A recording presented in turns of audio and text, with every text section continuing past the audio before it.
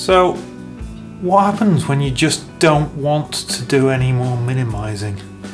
Hey guys, how are we doing? It's Martin Cliffe and welcome to another Baby Steps Towards Minimalism. In this week, the question came up of partly where do you go next? How do you decide what, if anything, to minimise? Now it's a difficult thing to talk about because everyone has different opinions about minimalism, about how to approach it. So I'm just going to kind of address my take on this. So I'm what I guess you would call a rational minimalist. At least that's what I'm moving towards. I don't only have 20 things in my wardrobe. I have a number of types of outfit, and I have a limited number of each of those. And I've kind of got to a point where I don't know how much more minimizing of my wardrobe I can do. So, and I'm okay with that. I still need to look at shoes potentially, although I have got rid of a few recently.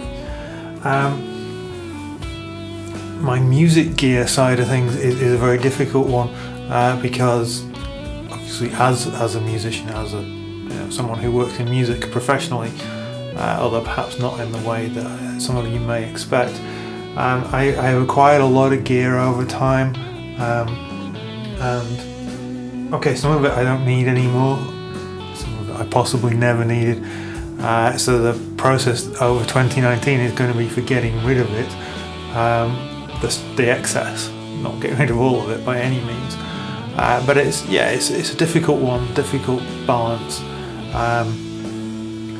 But then there are some things that you just don't want to get rid of, or you don't want the hassle of getting rid of, and to me that's okay. Again, I talk about balancing act. It's a balancing act between professional and personal life in terms of the amount of stuff I have. It's a balancing act in terms of being tidy and organised and decluttered as opposed to being minimal. And sometimes you've got to look at where you are in terms of your lifestyle and everything else and what's going on and what's likely to change. Now I guess if you're in a place where you own your home and you're going to live in your home for the next 15-20 years, then, and particularly if you have a big home, that's a different kind of approach than if you are in as we are, a small apartment as expats living a life that is temporary. We are going to be here for a limited period of time, and then wherever we go is almost certainly going to end up being bigger than where we are now, just because that is the nature of Hong Kong, that apartments are small. So this is the tricky question, because I have some stuff that is in storage. It's in storage in the apartment. I don't have external storage. I think that is a complete scam, and if you've got stuff that needs to go into storage, that is too much stuff.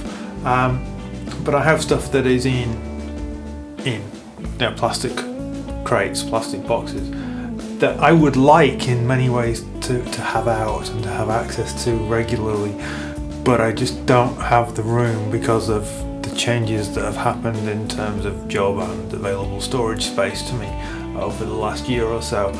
So again, it's a balancing act. Now some of that, yes, I could probably get rid of.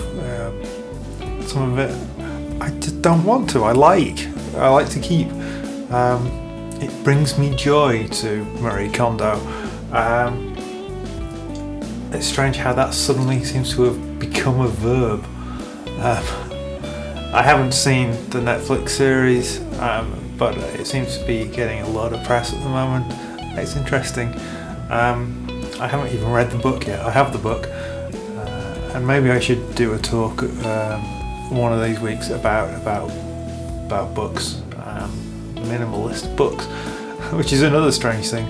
You've got these people who purport to be minimalists who are trying to get you to buy physical books to add to the number of things you have in your collection. I don't know. I mean, I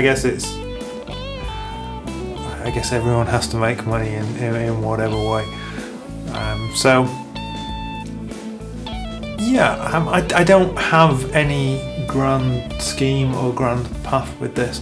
Coming up over the next few weeks, I'm gonna be looking at things that I know I need to get rid of in terms of my music gear.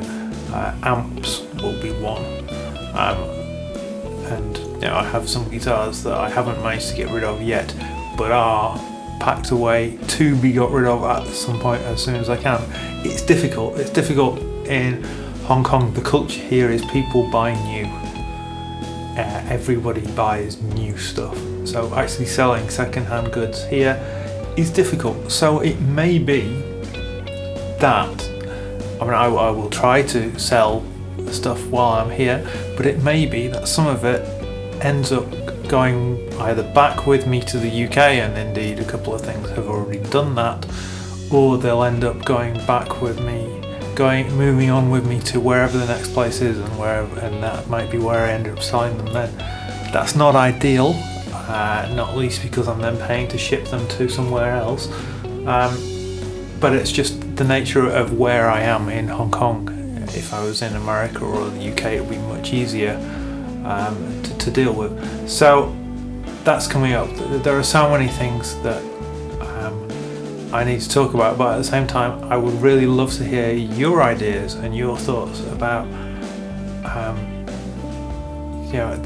minimal process and a minimalist approach to music without creating minimalist music, because that's a whole completely different thing.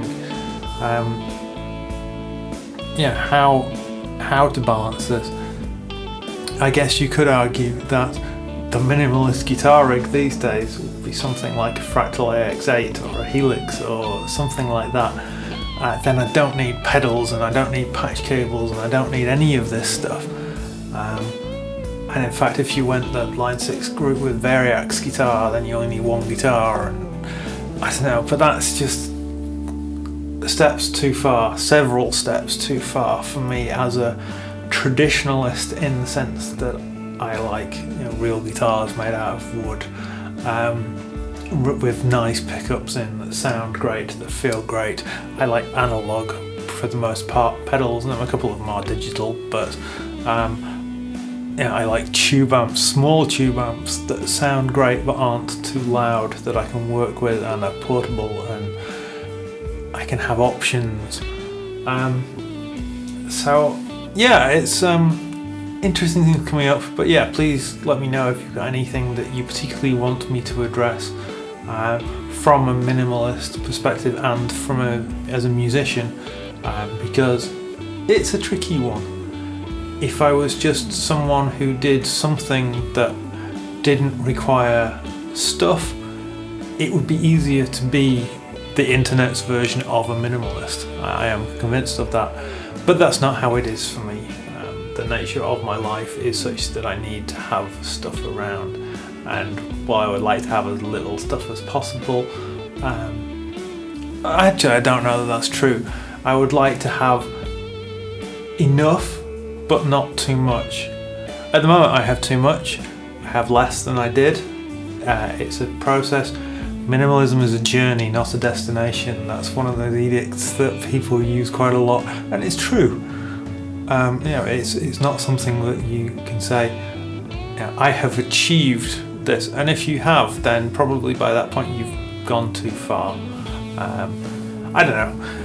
Anyway, I apologise for the lack of focus in this week's video. There'll be more material content coming up. I need to get a few videos filmed before my life gets temporarily very busy again at the end of February, start of March.